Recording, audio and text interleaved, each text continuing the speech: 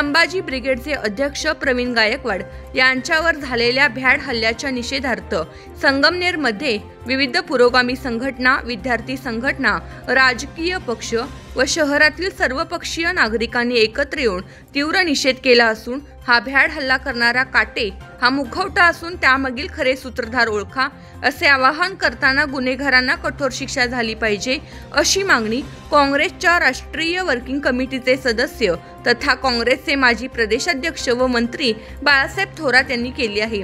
संगमनेर बस स्थानक येथे संभाजी ब्रिगेडचे अध्यक्ष प्रवीण गायकवाड यांच्यावरील हल्ल्याच्या निषेधार्थ छात्र भारती, राष्ट्रसेवा दल, अंधश्रद्धा निर्मूलन समिती, बहुजन विकास मंच, गाथा परिवार या विविध पुरोगामी संघटनांसह काँग्रेस, शिवसेना, रिपाई यांच्यासह विविध पक्षांचे पदाधिकारी व कार्यकर्ते उपस्थित होते। यावेळी माजी महसूल मंत्री बाळासाहेब थोरात, माननीय आमदार डॉक्टर सुधीर तांबे, सौ दुर्गाताई तांबे, डॉक्टर जयश्रीताई थोरात, प्राध्यापक हिरालाल पगडलाल, शिवसेनेचे अमर कतारी, अनिकेत घुले, ॲडव्होकेट समीर लामखेडे, राम अरगडे, सोमेश्वर दिवटे, अजय फटांगरे, सौ अर्चना बालोडे, किरण रोहम, राजा औसक, जावेद शेख, सुरेश धावरे यांच्यासह विविध पक्षांचे कार्यकर्ते व पदाधिकारी उपस्थित होते। संगमनेर बस स्थानक ते प्रांताधिकारी कार्यालय असा भव्य मोर्चा यावेळी काढण्यात आला।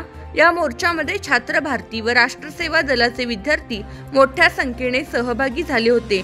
या प्रसंगी बोलताना माननीय मंत्री बाळासाहेब थोरात म्हणाले की प्रवीण गायकवाड यांच्यावरील हल्ला हा अत्यंत भ्याड व निंदनीय आहे। त्याचा विचार हा सर्वांना पुढे घेऊन जाणारा आहे। मराठा शब्द हा महाराष्ट्रातील सर्वांसाठी आहे।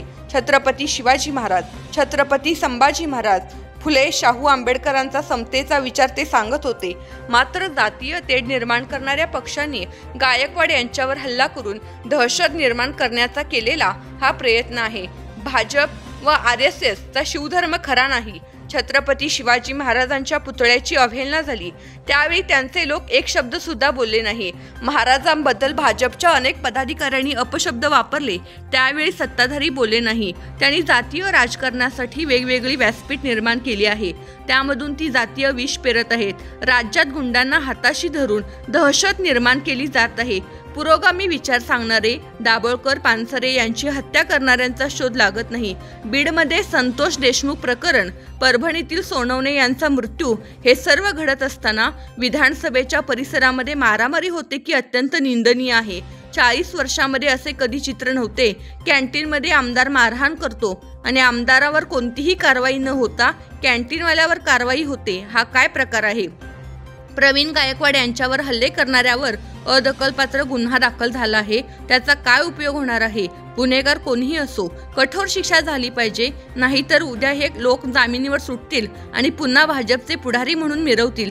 हा प्रकार महाराष्ट्रात सुरू असून महाराष्ट्रात वाढलेली दहशत, ढासळलेली कायदा व्यवस्था आणि जे सरकार गोरगरिबांचे रक्षण करू शकत नाही अशा या सरकारला सत्तेवर राहण्याचा नैतिक अधिकार नाही, अशी टीकाही वरिष्ठ नेते बाळासाहेब थोरात यांनी महायुती सरकारवर केली आहे। तर माननीय आमदार डॉक्टर तांबे म्हणाले की धर्माच्या नावावर राजकारण भाजप सध्या करत असून गुंड लोकांना हाताशी धरून पुरोगामी विचार आणि लोकशाही संपवण्याचे काम त्यांनी सुरू केले आहे। युवकांनी एकत्र येऊन अशा देशविघातक शक्तींना थांबवण्यासाठी विचारांची जोरदार लढाई करणे गरजेचे असल्याचे ते म्हणाले। तर डॉक्टर जयश्रीताई थोरात म्हणाल्या की भाजपने जनसुरक्षा कायदा हा भाजप रक्षा कायदा केला आहे, त्यामुळे सर्वसामान्य जनतेला आंदोलनाचा अधिकार आता राहणार। संतांचा व समतेचा पुरोगामी विचार सांगणाऱ्या प्रवीणदादा गायकवाड यांच्यावरील हल्ला हा महाराष्ट्रातील पुरोगामी विचारावर झालेला हल्ला असून महाराष्ट्राचा बिहार होतो की काय अशी परिस्थिती राज्यात निर्माण झाली असल्याची चिंता त्यांनी व्यक्त केली। तर अनिकेत घुले म्हणाले की हल्ले करणारे हे भिडे गुरुजी समर्थक आहेत, तर आपण साने गुरुजी समर्थक आहोत।